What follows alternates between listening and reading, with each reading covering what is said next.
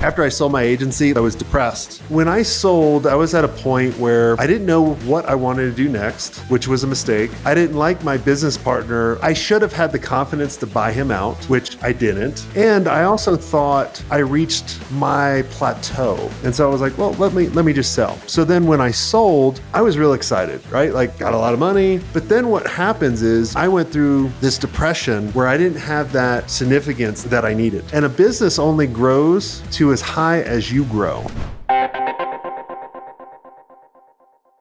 Hello and welcome to the Perpetual Traffic Podcast. This is your host, Ralph Burns. This is the show where we share cutting-edge strategies on acquiring leads and sales so that you can achieve your vision as a business owner, as a VP of marketing, as a director of marketing.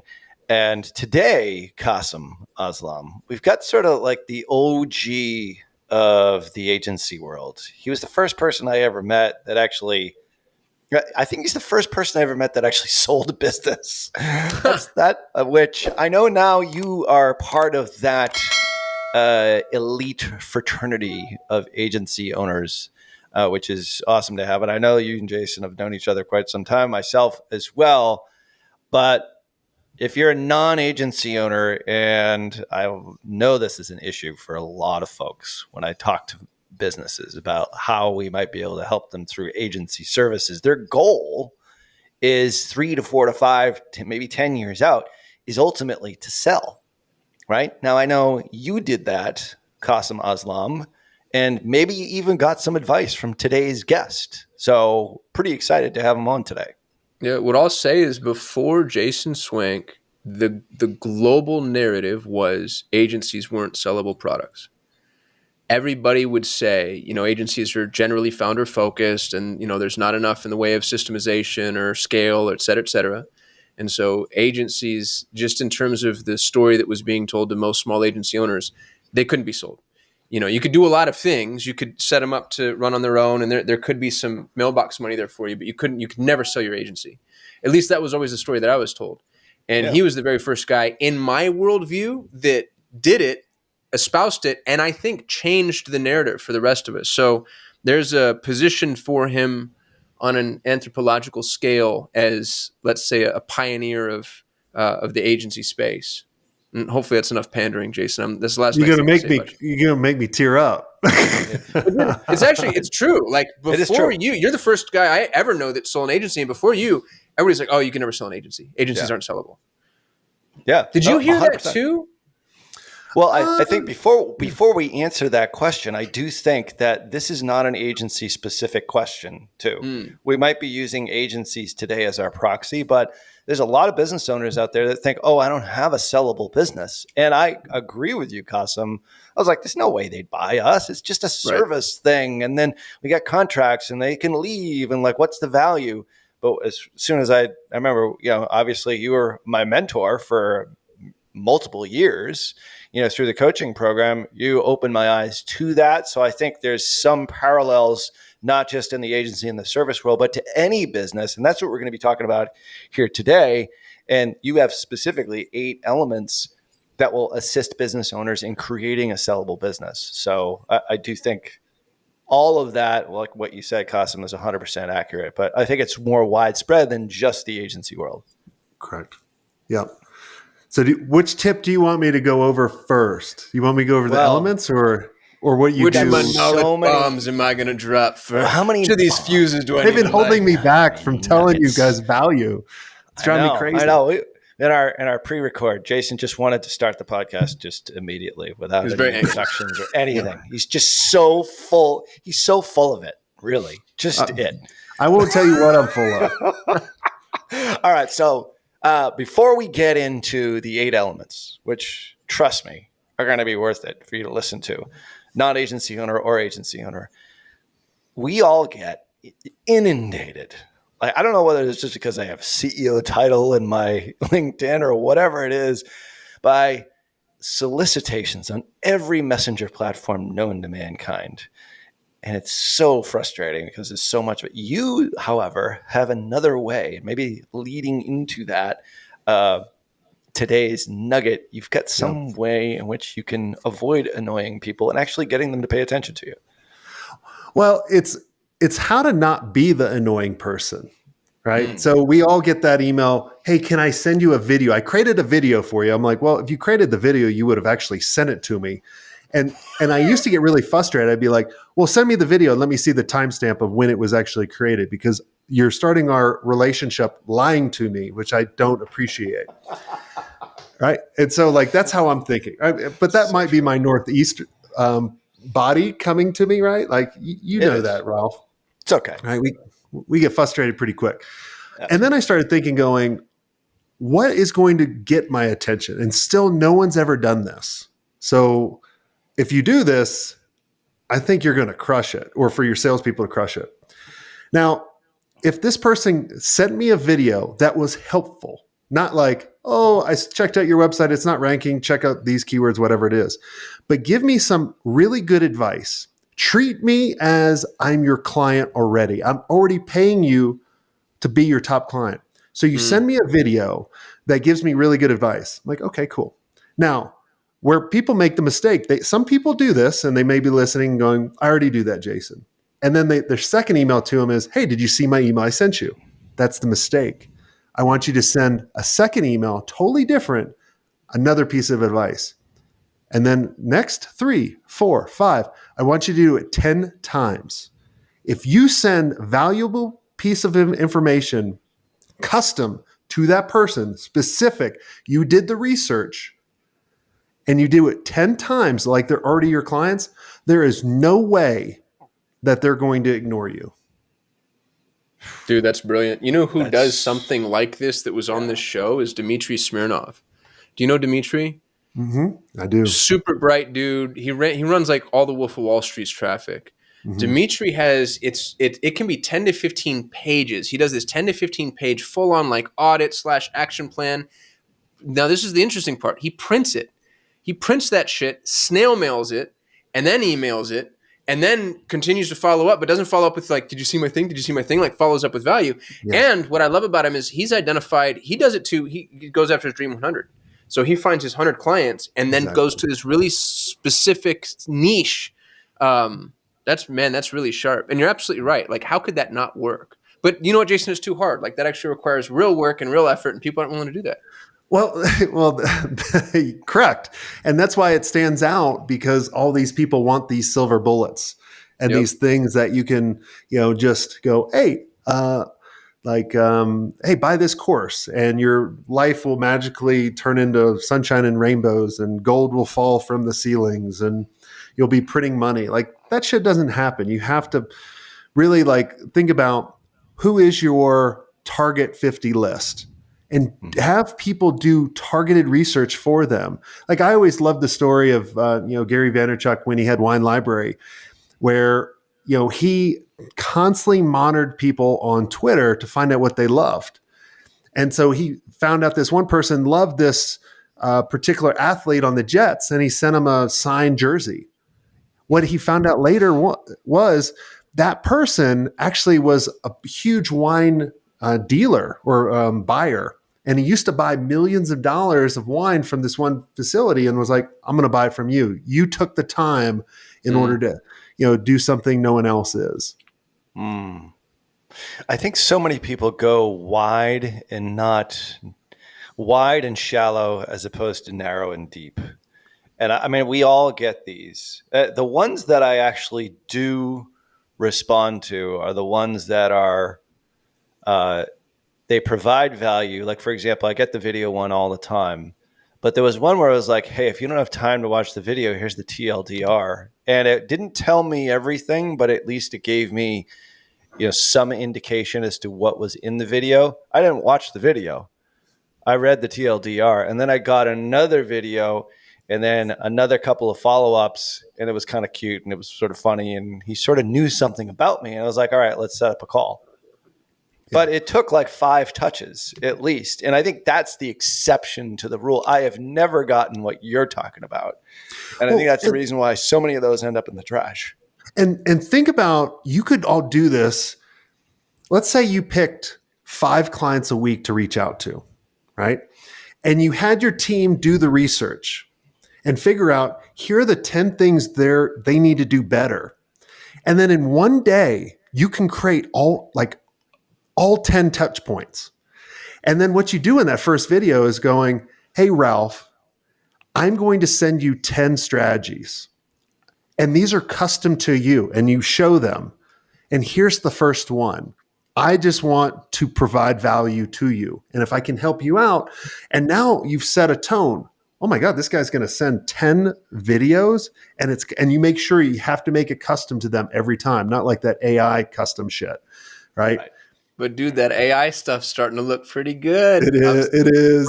Frank Kern, if you see a Frank Kern video now, it's 100% AI. Is it really? I need to reach out to Frank. Yeah.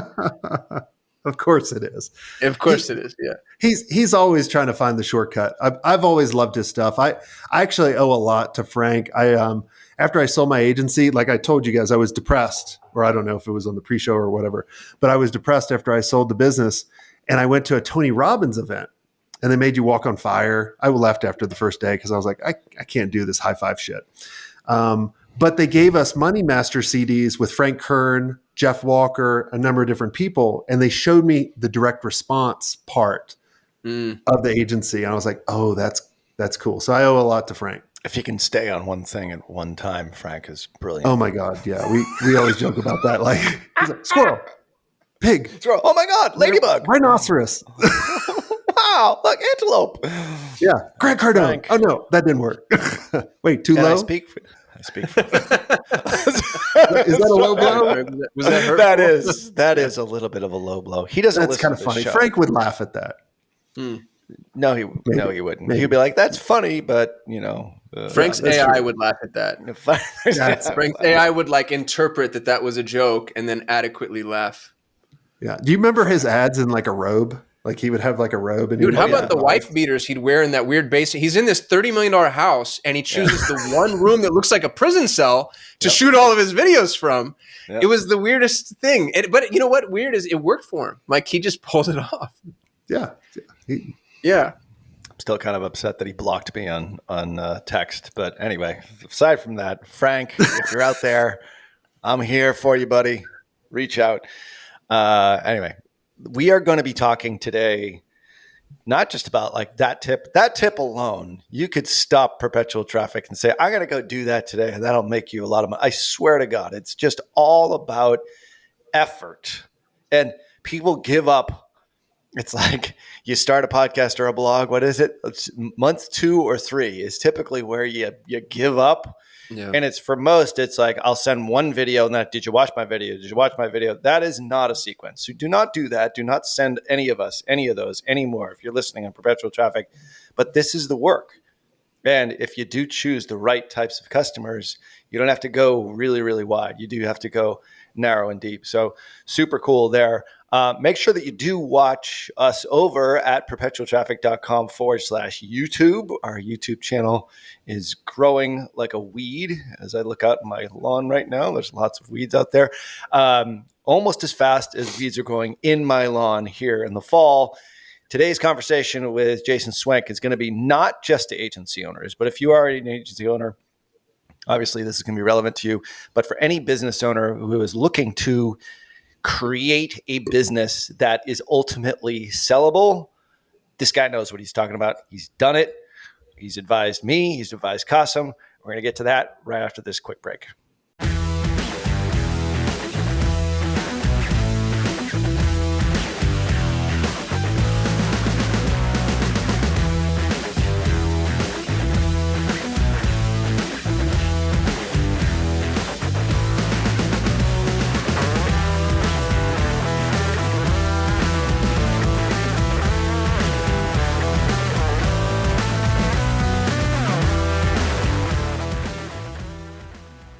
All right, we are back with Jason Swenk, the OG of all things agency. Some people call me the OG. I always defer back to you. I say, no, Jason Swenk is the true OG. It's just the gray hair now, right? The OOG. Yeah, that's right. What pisses me off is you're like 20 years younger than me. But anyway, and way more rich and way better looking. But the point is you sold Solar Velocity way back when. So of which we are talking about today, you know a fair amount. And as we pointed out in the introduction, I actually thought with unmistakably inaccurately is that it was an agency is unsellable because it's just a service and that's it. But you showed me that that is not the case. And I think there's plenty of businesses out there, whether you're a digital products business, whether you're an e-com business and highly competitive niche, you can actually build a sellable asset that can create, a certain degree of generational wealth, sort of depending on how big it is and all that. So tell us a little bit about your journey with Solar Velocity and like what you're doing now, and then maybe we can get into the 8 steps. Yeah, I mean, I started Solar Velocity by accident. I one of my friends looked like Justin Timberlake, and so I created a fake band, fake website called In Shit. Got popular, and then people started asking me to design a website. So I was accidental. Most entrepreneurs are accidental, especially when it comes to service-based businesses. That's awesome. And I was just kind of off to the races, and then struggled for a couple of years. We were always growing, but we didn't have that substantial growth to grow the agency and then have the opportunity to sell it, which we did, and sold that in 2011. And then so a long time ago. I've been doing this business coming up on a decade. Our podcast, the Smart Agency podcast, is almost a decade old, which is nuts. So, holy cow.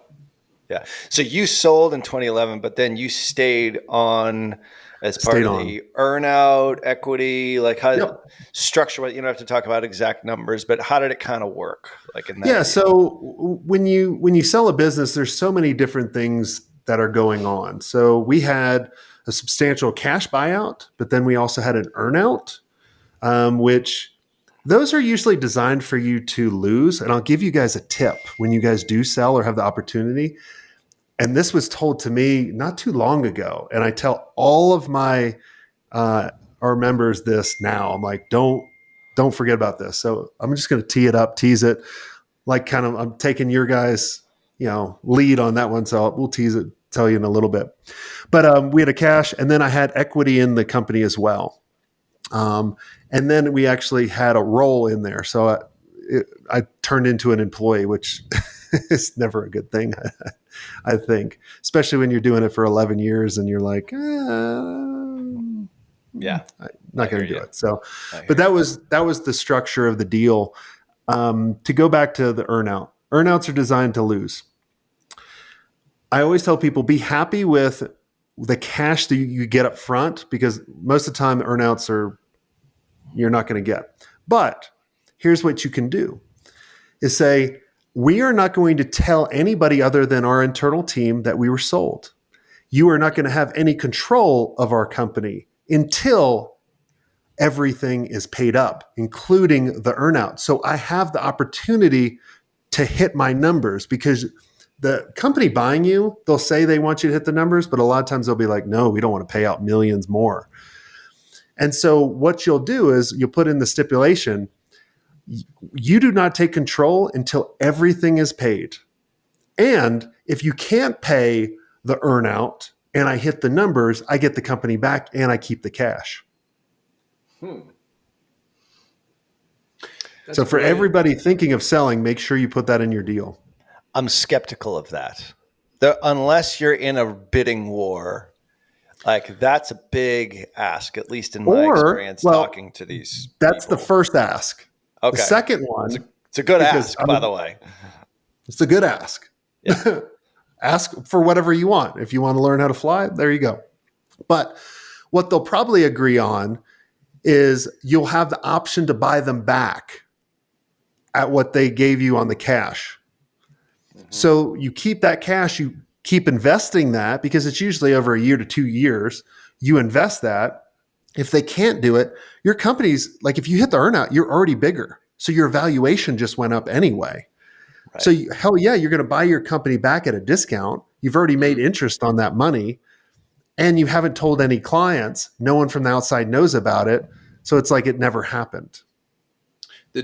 You need to find a way to tax defer the income, right? Because otherwise there's a 20% diminishment. What do you mean? So if you pay me $1 million. Oh, correct. Yeah. For the broker and that kind of stuff. Yeah. Yes, that's correct. Mm-hmm. Yeah. Mm-hmm. I'm not Exactly. negating what you're saying. I'm just working this out practically because I think it's super sharp. I didn't do this in my exit, and really, my plan was like a child. I decided if I'm happy with the cash at close, I'm going to Exactly. pretend like the earnout doesn't exist, and if it happens, like Merry Christmas, me. Yes. And Yeah. that's what I've always thought until I was chatting with someone and they actually did this. They actually had an agency that was under $1 million in EBITDA and was valued at 25 million. I about fell out of my chair. I was like, where can I find this stupid buyer? Like they need to write like, I mean, do they have IP or software? How did they get that? no, No. no, Super Special niche, niche? yes, Like, what was special the? niche, right? no, no. No? And got like 10 million cash. And I was like, what? Yeah. Like it was crazy to me. But he told me this, and they were about to hit the earnout because they have now when they sold, they were 200 people. When they hit the earnout, they were like 400. And he was like, he was like, I'm just buy back. I'll buy us back. And then he sold it again, and I got really good multiples because now they were well over the 8-figure mark. So, yeah, it was just pretty clever. So, just a helpful tint to remember. The other hint I'll tell you before you sell, a lot of times when you sell a business, they'll buy you as an asset purchase. So they're not buying all your liabilities. And so a lot of times what they'll do is they'll say, hey, I need you to go to your 5 biggest clients and let them know and get them to sign this permission form saying you can transfer if you are sold. So what I want you to do is put in your agreements, and I'm not a lawyer, so you can't sue me, but just ask your lawyer, but to say, hey, we have the right to transfer this contract to anyone else by just giving you written permission or written notice. Dude, that's the best advice anybody's ever dropped on an exit. I lucked out. My business mentor is an M&A guy, and I mentioned to him in passing a few years ago that I might want to sell. First question out of his mouth, are your agreements transferable? Transferable. First question out of his mouth. And I was like, I don't know. How would I know that? And he goes, and I had 200 clients when I sold, which is a lot for an agency. And he's like, if they're not transferable, that's a deal killer because now I got to go to every single one of those and say, mother, may I? And, there's just no way you get enough of them past the finish line to make that deal. So yeah, that's great advice. So you want to go over the first element? Well, so far so good on the first two. To like three bombs dropped. Well, they're just get worse from now. All right, it's all downhill. Good. It's all downhill from here. So, now we get to the really good stuff. Tease. All right. So these are the 8 elements that Jason Swenk looks for before he buys an agency. Exactly. Like these are the must-haves. Okay. And these are not hypothetical. Let's make sure everybody understands. Like you not only went through the process, but you are actively doing this right now. We bought 9 businesses in the past 2 years. Yes. So you're not coming from some theoretical thing happening here. Like you're doing this sort of stuff. So I just want to set that frame for anybody who's listening before we get into the 8 elements. So I want to guess at the 8. I'm going to write my guess down, and then I'm going to see how close I get. Okay, perfect. Brother. I like it. Well, the first one should be pretty easy. He just wants to look smart. Why don't you take a guess at the first one? Think about the basics. I have 3 guesses written down. It's 1 million in EBIT, focus on recurring revenue, and no client that's more than 10% of the revenue. Yeah, you've got them, but that's not the first one. You've got some of them. All right. But you've got some of them. So the first one really is having a clear vision and being focused, laser focused on a particular industry. Like they know your clients. Yeah, right? niche down. And the most important part is your team has to know it, right? Like think about if you go back to my original journey, like I was an accidental business owner, right? I knew how to do something cool. Someone offered me money, off to the races. But what happens in the first couple of years is all of my employees are always coming to me to make decisions because they don't know where the business is actually going, who we're going after. But if I could actually communicate that vision to them, now they can make better decisions based on the agency rather than better decisions for them. Does that make sense? Like 100%. So like that's the easy part. It's hard. Well, it's an easy part to talk about. It's a hard part to really start narrowing down into a particular niche. And what I tell people too, when you narrow down, you still can have your existing clients. You still can take on work outside of that niche. You're just marketing to that. Like Ralph, I mean, you guys, how much easier is it to market to a particular market that you know really well rather than anybody and everybody with a pulse? No, infinitely easier, for sure. You know what to say. You know what to say. You know who to say it to. You know how to say it. It becomes Yeah. specific as opposed to general in your messaging. Exactly. You know, it's like they say, that's me. I need them. Yeah, for sure. Yeah. Because you want to get it to a point where your team comes to you and then they're like, I know what you're going to tell me to go do. It's kind of like that 1-3-1. Like I always train my team to go, if you bring me a problem, I'm going to say, what are the 3 possible things you think we need to go do? And what's the one thing you're going to go do? And they do it enough. They're going to be like, why am I going to Jason? That's a waste of time. I already know what he's going to tell me. When that happens, that's when you've communicated your vision enough. And you started building the right leaders. So it is really, it's a clear and simple terms. It is a clear vision as to what you're going, where you're going. Like what is the horizon that you're pursuing? And if everyone knows what that is, by extension, they should be, I hate to use the word empowered, but I suppose that is the right terminology here. They should be guided, like magnetically guided towards that vision and be able to know specifically the things they need to do in order to help get you there. Like one of my big things with my team is like, don't tell me your freaking problems unless you come to me with one, if not more than one solution, and then you've got a recommendation. We call it the 6-inch putt, which makes my job a whole lot easier. But the point is like, if I do all the thinking for everybody, my business is unsaleable. Yep. Is the way that I look at that. And it doesn't make them any more motivated to do the work because they're just like, I'm just doing what Ralph tells me to do, as opposed to me figuring out the solution within the context of a larger vision. Yep. Is that accurate? Exactly. It's perfect. Yep. So element 2 is, how is that business getting business? And do they have multiple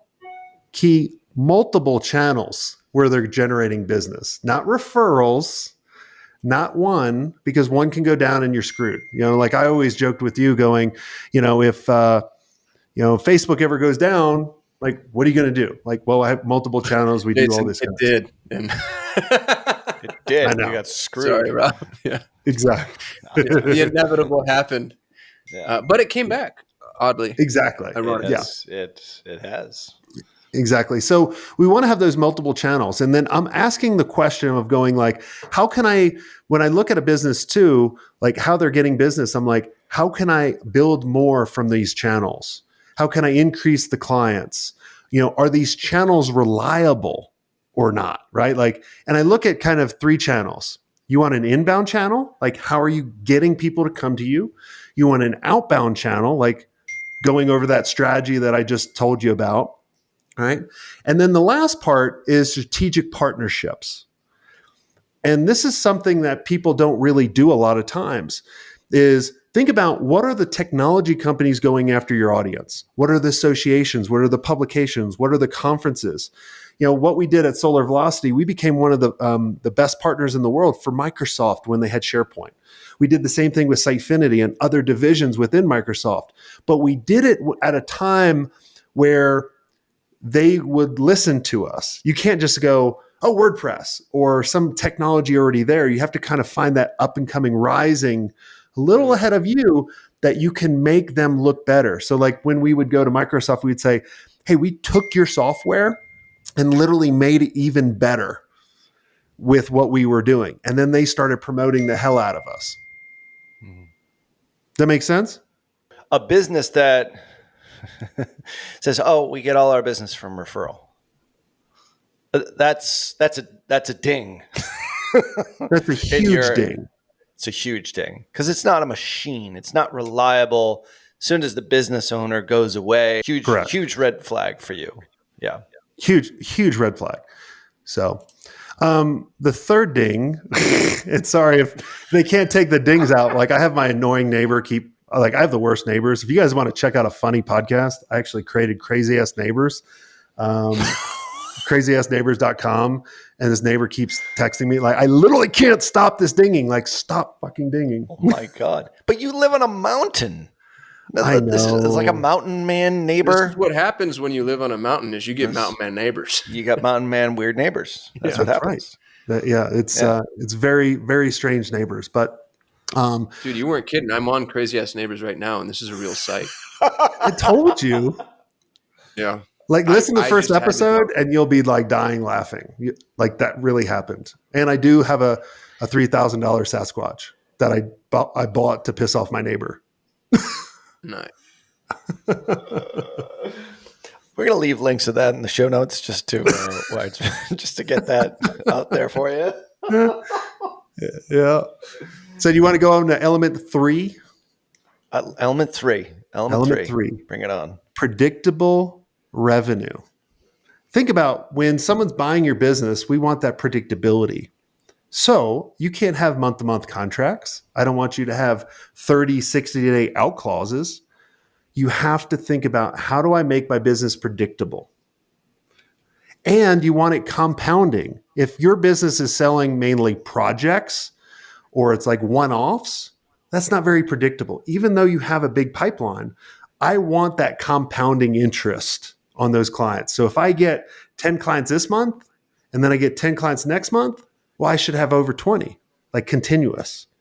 And then I'm also constantly thinking about, what is my stickiness with those clients? Like, is my churn rate, people like literally leaving, over 10%? Well, that would be a red flag. So how can I actually make sure people, stick around longer so I can actually grow that account?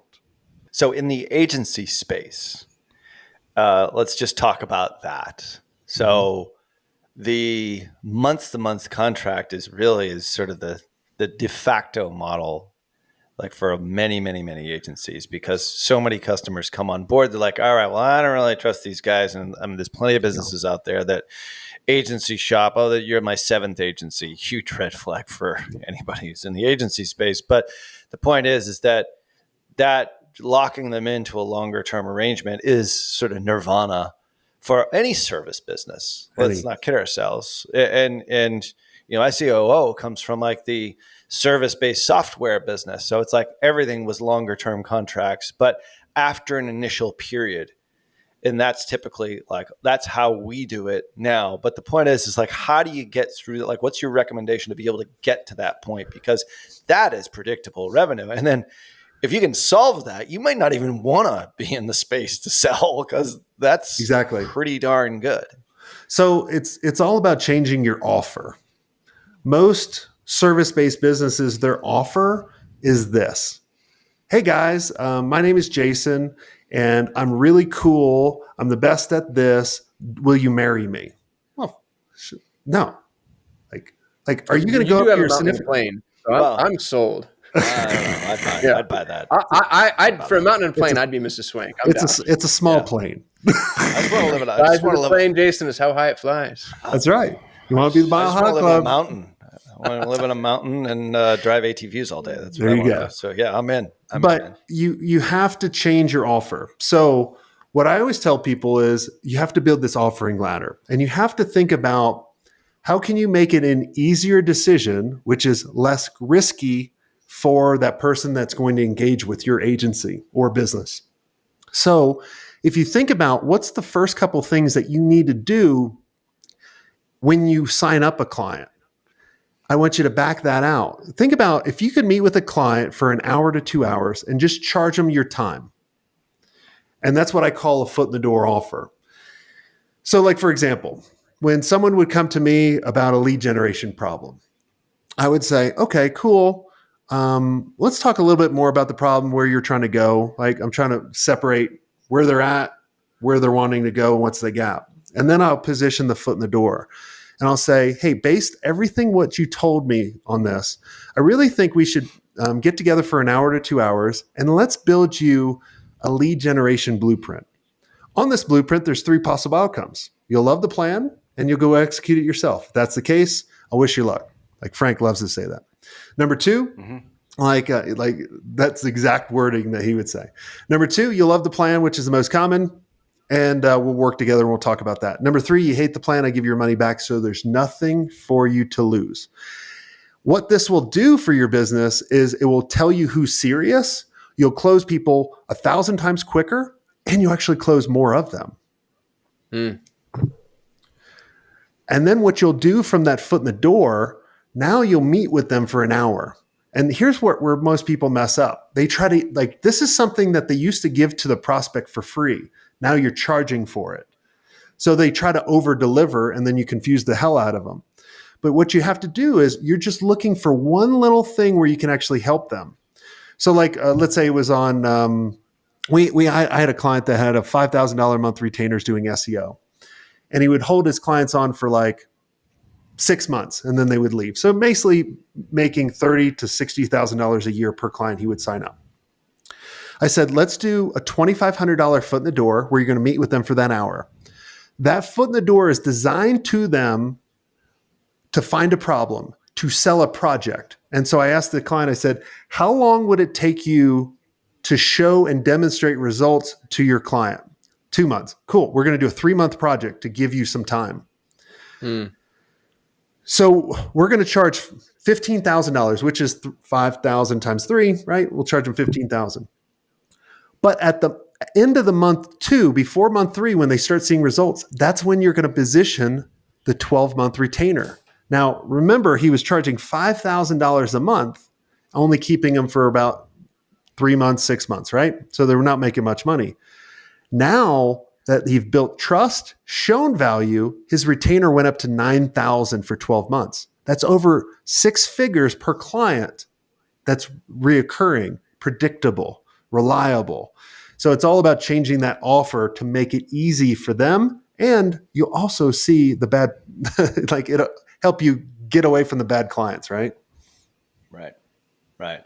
It's sort of a project-based start, early wins, tangible before you transition into, and before that 3-month time period is up, you then position the longer term agreement, because it's like we've already sort of proven our worth here. Unless you just want to be in the business where you have clients for 3 to 6 months and that's it, and you just keep churning them. We're going to take those people aside at this point, because I think this is a much easier model. But the point is you're giving up. What I've found in my experience is going right into the continuity to begin with is a huge mistake, because you have to provide so much value, and it usually has to do with an inverse relationship between price and value. Like your value is huge and your price is relatively low, but you're still charging them something. But by the time that second or third month has happened, all of a sudden it's shifted. It's like, oh my God, these guys are giving me so much value. Everything is now clear, like tracking or creative or whatever it happens to be. And now it's like, all right, I'd be stupid not to do this longer term because you've been able to do it. And then that's when you can charge your actual rates. But I think business owners just in general want to make like that first sale, like, hey, we sold a $10,000 a month client. And it's like, no, you're setting yourself up for ultimately for failure. I'm sure you probably have seen that in your experience. Oh yeah. I mean, they go right for the jugular. It takes them a lot longer to commit, and the wrong person's going to come in. And then a lot of times what you'll figure is they actually need something more because they left off something in the very beginning. And then that's the biggest problem, right? Is you don't sell enough to set your clients up for success. You're so desperate to get in the door and to close the deal that you actually put them at a massive disadvantage. I've seen that a lot. Yeah. And you want your clients to look at you as an advisor. Like if they're coming to you for problems, you've set that up in the right way. If they're coming to you just with orders, well, you're just an order taker and you're replaceable. and that business is not a sellable. I mean, you can sell it, like you could sell it to yourself, like a lot of people say, right? Like, but it's not worth as much to someone coming in and buying you, because the business is, just an order taker, and there's a lot of order takers out there. All right, so we have gone through steps 1 through 3 in the 8 steps in order to make your business crazy saleable with Jason Swenk. We're going to get to 4 through 8 right after this quick break.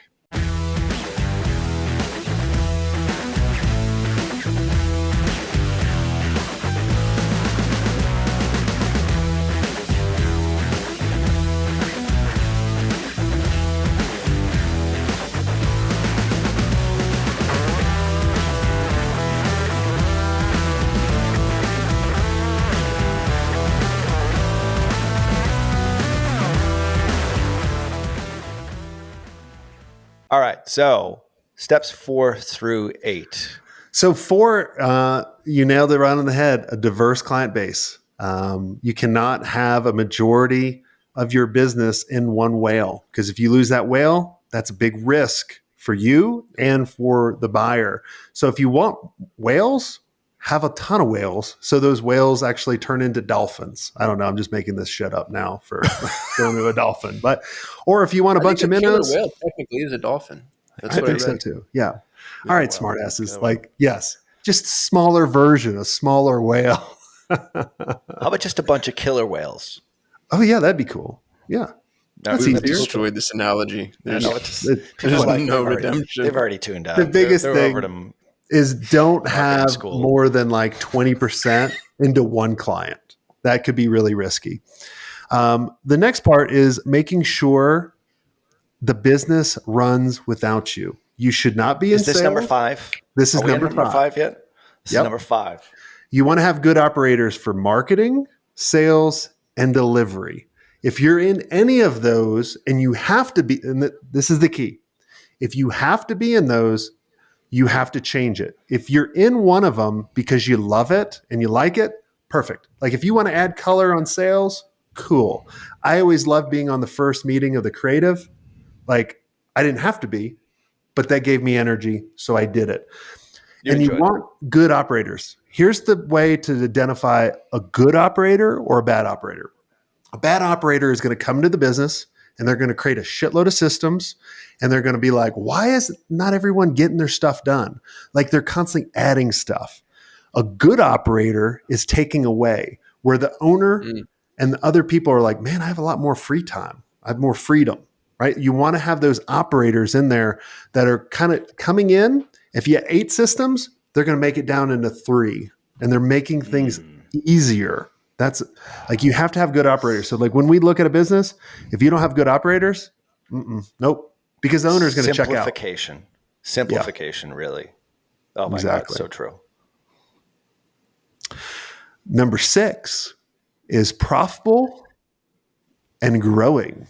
So you nailed it on the head, like the EBITDA, right? Like the valuations that I've seen in the past, and they're going down a little bit now, which is unfortunate, but I think they'll come back up.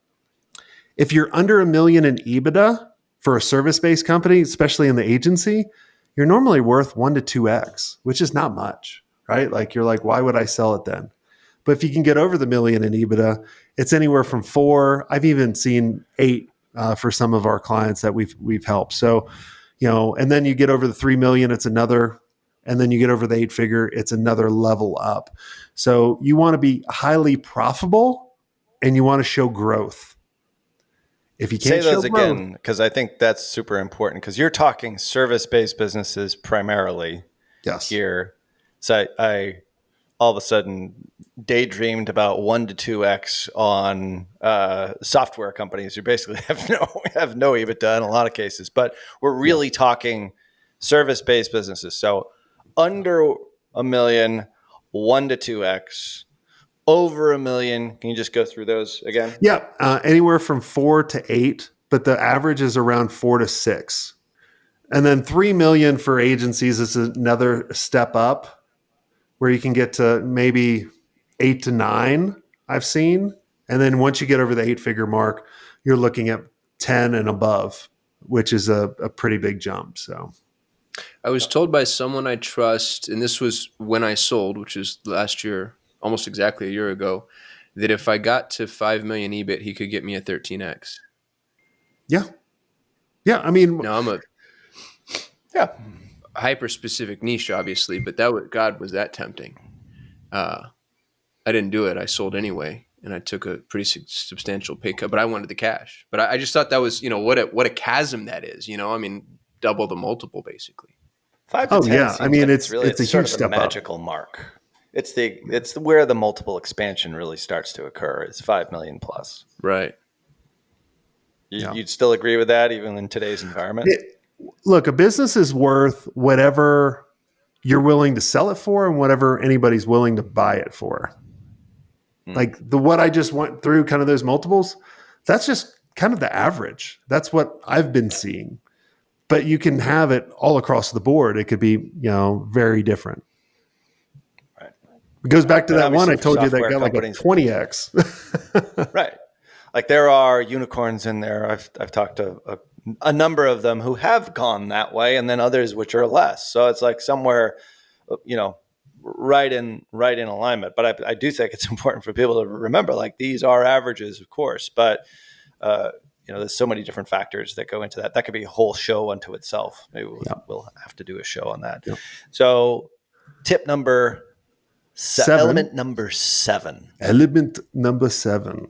Our automated KPI tracking. I don't think you had that on the list.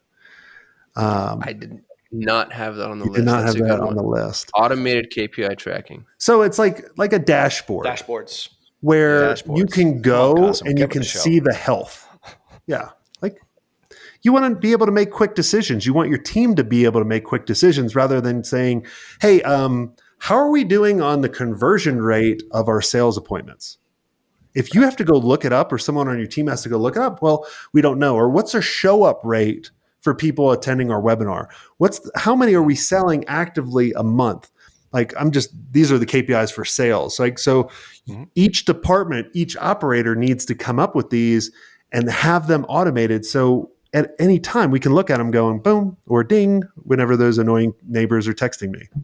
That would have been a good cue if they could have done that now.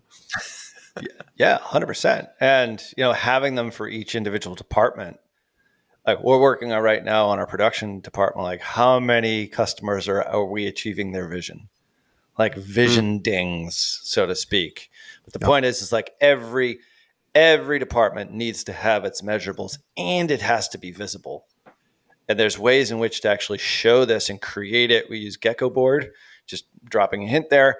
Gecko Board, we see it every single day for sales and marketing and now for operations. So it's Gecko like, where board, are like we? the lizard? Yeah, Gecko Board. This is another one of this COO Ryan Hodges things. Well, I need to but check the that point out. is, it's like, it's absolutely, it's great. Like I look at every single day and it's a dashboard, like, and you can alter it obviously. But yeah, 100%. Because it keeps the team motivated too. Like even if you're not looking to sell, I think it's highly engaging. It's very, very important for everybody to know, like our cost per content produced per week. Like that for us is a leading indicator that we've done a show on that. So anyway, couldn't agree more. The Gecko Board is cool. This should have been a Nugget. Yeah. Well, I'm going to give you many nuggets here. I'm going to give you another nugget. I'm going to give you another nugget. I want everybody, after listening to this show, what I want you guys to do, and this is not a lead magnet, so don't worry about it. If someone was going to buy you today, what would they change tomorrow? I want you to answer that question. And that's usually what you guys need to do as a business owner. Like if someone was going to buy you today, what would they change tomorrow? The skeleton's in the closet. So like, what do you need to change? That's such a good question. It's a great question. I love that. Yeah. This is why we love Jason Swenk. But anyway. The or AI version of Jason. This is just my AI bot. It's tremendous. Barely even can't even tell. Like, you still see the wrinkles and the gray hair. Yeah. I mean, you'd think the AI version could get rid of like the gray hair. Get rid of the gray hair. Yeah, I'm still working on my. But you charge more with gray hair. Version. That's true because it means wisdom. It's wisdom whiskers. So anyway, all right. So number 8, All right. I don't think anybody guessed this one. Audited, if I can say that right, financials. Everyone thinks their business is better than it really is. They think they're more profitable than they really are. But if you had a third party go through and really put it together, and it's something that I want you to prove to me your financials. This could be too, like a lot of us as business owners will write off everything. Those bullshit items will go away. So you got to calculate that too, especially if you're selling. You want to kind of recast that number, be like, no, my financials are actually here. So if you have kind of a third party going through that, it makes it that much easier. So when we sold Solar Velocity, it was a pretty fast transaction because we had everything ready. We weren't planning to sell, but we had these 8 elements there that we'd be like, oh, you need this? Here you go. Boom. You need this? Boom. Right. And it makes more confidence to the buyer, be like, oh, they got their shit together. I don't even think this is necessarily an 8-step checklist to sell, but I know when we first spoke, like it must have been like 5-6 years ago, got to know each other. I was like, I don't want to sell, but I want to create a business that could be sellable because that means it's a great business. And it operates without me, which was the biggest challenge, I think, when we first, that and pricing, I think it was the first thing that we sort of attacked. That was the first thing I told you. Pricing, raise your prices. Yeah, raise your pricing. And then I was like, there was a lot of stuff that we did. But the point is that even if you're not looking to sell in your service or your whatever business you're in, this is a great roadmap of 8 steps for just hygiene in your business. If you have all 8 of these, chances are you have a pretty well-run business. Totally agree. Safe to say. Yeah, I want everybody be able to build an asset rather than a liability. That's the biggest thing. Is go through these, and it will tell you what you need to focus on to build that asset. That could be life-changing to you. So, yeah, and just chip away at them one at a time.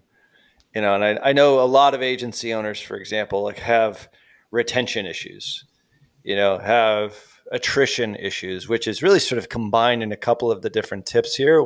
If that's the thing, if you answer that question, what's the thing that would like kill me? Like I'm talking to a lot of agency owners like, oh man, it's just that. It's like the churn or whatever it happens to be. Like focus on that one thing. And it's like, you just got to sort of chip off each one sort of one by one, not necessarily attacking all of them, especially it depends on what your timeline is. But if you're thinking about selling tomorrow and you don't have any of these 8, you might want to fix them before you go back to market. Yeah. So, well, this has been awesome, man. We super appreciate you coming on. Where can people get in touch with you? I know you got a couple of podcasts. The Crazy Ass Neighbors podcast, number 1. And we give you all the information that you need here. But no, where can people connect with you? Yeah, you can go to swenk.it and or you can go to jasonswenk.com. Swenk is spelled SWENK. And then we have 10 years worth of podcasts and videos when I had less gray hair and everything to help you guys out. My goal is just to be a resource I wish I had, going through the first one. And so hopefully we're living up on that part. And I think every iteration or related catchphrase with the word potentially swank in it, you have either coined or trademarked or, I don't know, own in some way, shape, or form. So chances are, if you just put in swank, you're going to find Jason. Yeah, you'll find me. Yeah, you're kind of easy to find. Well, that's awesome. We will leave links in the show notes for that. And obviously, everything that we mentioned here is going to be over at perpetualtraffic.com in our show notes. Make sure that whatever you do, subscribe, leave a rating wherever you're listening. We're all over the place. Our goal is to be the number 1 marketing podcast on the planet. We're getting there slowly but surely. Thanks to you listening every single week. Make sure that you do follow myself, yours truly, Ralph Burns, over on LinkedIn, Kasim on every social known to mankind at Kasim. Go back and listen to previous episodes. And of course, Check out our YouTube channel, especially. That's at perpetualtraffic.com/YouTube. You can see our smiling faces and gray beards here. And like I said, all resources and show notes are at perpetualtraffic.com. So on behalf of my awesome co-host, Kasim Aslam, Peace. until next show, see ya.